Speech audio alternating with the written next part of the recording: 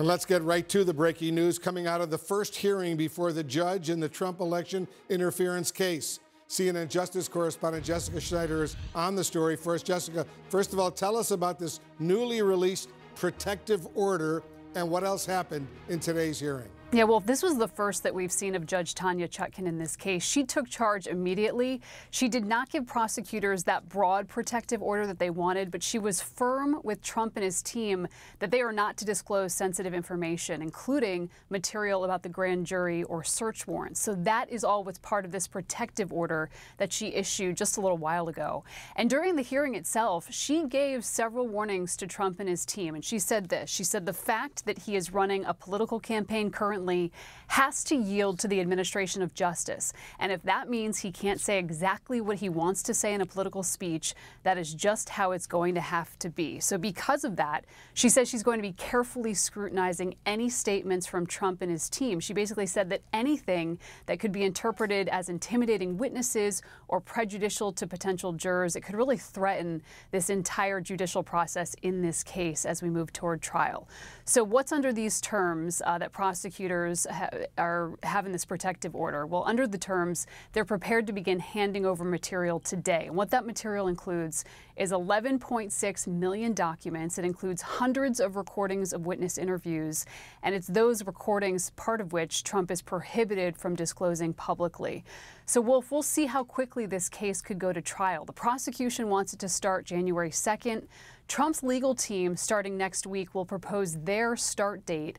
It's likely that they'll propose it after the 2024 election. But at the rate that Judge Chutkan is moving now, she'll likely want to hew closer to the prosecution's proposed January date. But we'll see how this ultimately moves forward to a trial. Wolf? All right, Jessica, thank you. Jessica Schneider reporting. Let's get some more on all these major developments. Our legal experts are joining us, including George Conway and Carl Racine, and CNN political analyst Maggie Haberman is with us as well. Carl, you know Judge Chutkan well.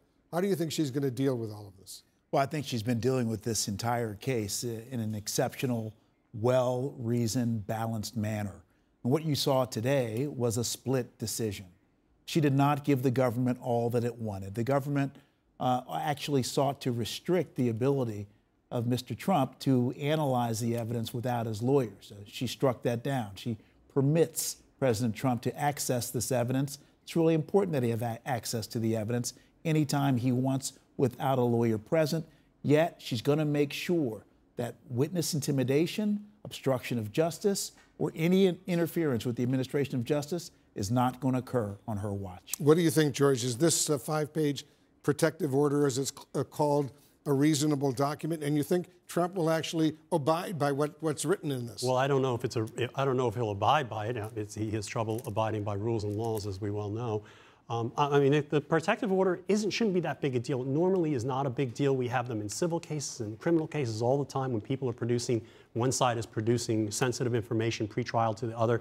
So I can't imagine that Judge Chutkan approved something that wasn't perfectly within the realm of possibility. But you understand, it's understandable that the Justice Department would seek as much as it could, given who the defendant is. And it's very important to remember, I mean, Sam Bankford-Friedman was ordered by a judge in New York. He's going to be ordered to go back to jail because he gave some materials to the New York Times. This is very serious stuff to violate a protective order, and it was good that Judge Chutkan warned Trump today about that. Yeah, it's a very significant development to read, and it's fascinating reading once you read these 5 pages. Indeed. Maggie, in court today, the judge also warned Trump to be careful what he says publicly about this case on the heels of his Truth Social post saying, and I'm quoting him now, "If you go after me, I'm coming after you," all in caps. But can Trump really contain himself? I don't think we've ever seen any evidence that Trump is eager to contain himself. There are moments, Wolf, when his back has been against the wall, when he has been better than others, but he likes testing the bounds and seeing what he can get away with. It would not surprise me. And again, we have no idea what he's going to do. We know the things that he says upset his lawyers. We know that they are frustrating to his lawyers because they can't control him. Donald Trump has a history of testing the boundaries. And so I think that you can see a scenario where he will continue to say provocative things online to see if the judge will turn away from it. there are other defendants who, if they were in, similar cases, obviously there is no parallel to this with the former president, but other people who have been connected to January 6th related cases have not gotten as much leeway in certain aspects as Trump has. And so I think it is very likely he will test the bounds, and then we'll see what the judge does. We'll see what she does indeed. You know, Carl, Judge Chutkan says that Trump is a criminal defendant before he's a political candidate. Is that true? I think in this courtroom it is true. What Judge Chutkan is focused on is making sure that the evidence in this case, particularly the sensitive evidence in this case, is tried in the courtroom, not on the campaign trail.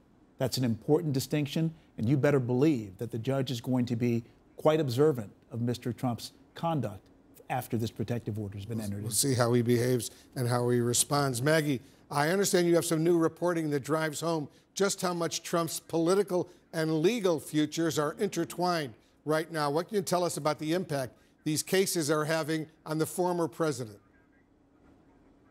Sure. So, Wolf, my colleague Shane Goldmacher and I took a look at Trump's financial situation and how impacted his political orbit. That's his super PAC, that's the campaign, that's Save America, the political action committee that's been footing his legal bills, or the bulk of them, have been strained by these trials. Also the fact that as a criminal defendant, he will be required, if these trials go ahead before Election Day, and after Election Day would be the same thing, but he has to physically be present. He will not be able to be on the campaign trail for those days.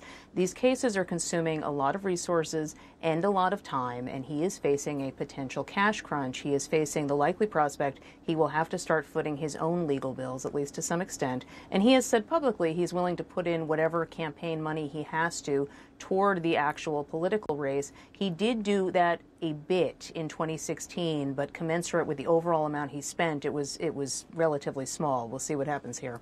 And George, do today's events suggest to you that the judge might rule for a very speedy trial, maybe along the lines of January 2024, the timeline proposed by the government? Well, I do think she's going to move expeditiously. I think the way she handled this dispute, the protective order dispute this week, by getting the parties in really very fast and denying a motion to extend the briefing time, I think she's going to move this case pretty fast. Whether she grants, I don't know that she'll grant January 2024.